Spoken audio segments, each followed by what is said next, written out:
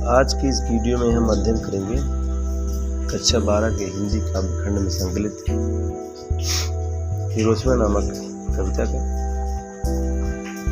अज्ञेय जी द्वारा लिखित एक कविता है।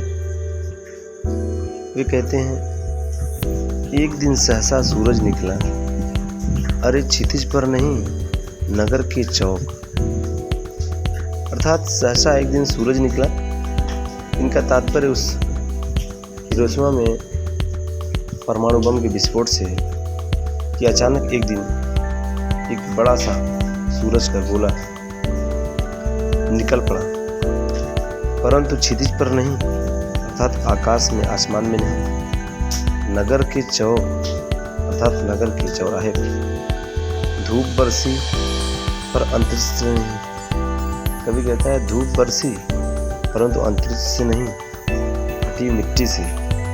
अर्थात विस्फोट के कारण जो अग्निवर्षा हुई, चारों तरफ तेज प्रकाश फैला, मानो कोई सूरज का एक धूप में प्रकाश हो गया, परंतु वह धूप सूरज की नहीं बल्कि उस बम के विस्फोट से निकली हुई आग से थी। कवि आगे कहता है, छायाएं मानव जन की दिशाहीन सब ओर पड़ी, वह सूरज नहीं उगा था वह पूरब में, वह बरसा सहसा बीचों बीच नगर की। अर्थात छायाएं मानव जन की, जो मनुष्य की जो परछाइयाँ थी, वह चारों तरफ, चारों दिशाओं में बिखरी पड़ी हुई थी, और वह जो सूरज निकला था वह पूर्व दिशा से नहीं बल्कि नगर के बीचों बीच चौराहे से निकला हुआ था और जमीन से निकला था। काल सूर्य के रथ के पहियों के ज्यों अरे टूटकर बिखर गए हों दसों दिशा। ऐसा प्रतीत हो रहा था मानो काल के अर्थात प्रलय के जो रथ के पहिए हैं वो टूट चुके हैं, अर्थात प्रलय पूर्ण रूप से आ गया है और यहीं के यहीं ठहर गया है। कुछ क्षण का वह उदय अस्त, केवल एक प्रज्वलित क्षण की दृश्य शोक लेने वाली एक दोपहरी। कुछ क्षण का वह उदय अर्थात कुछ पल के लिए विस्फोट हुआ और अस्त हो गया, सब कुछ अस्त हो गया।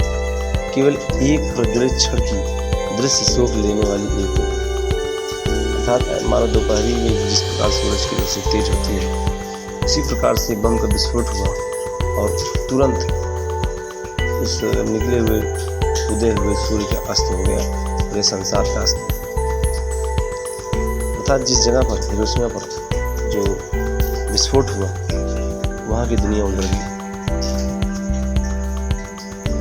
फिर छायाएं मानव जन की नहीं मिटी लंबी होकर, अर्थात उनकी परछाइयाँ वहाँ आज भी जीवित हैं। मानव ही सब भाप हो गए, मनुष्य भाप बनकर उड़ गया, उस आग में जलकर राख हो गया।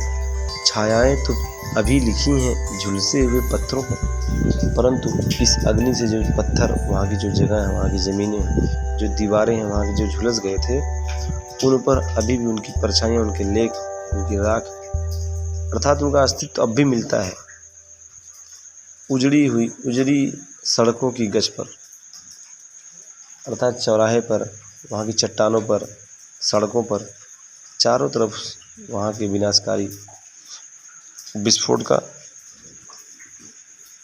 जो असर हुआ, वहाँ पे जो मनुष्य भाप बनकर उड़ गए, राख बनकर जल के भस्म हो गए, उनकी कुछ न कुछ स्मृतियाँ आज भी वहाँ देखने को मिलती हैं।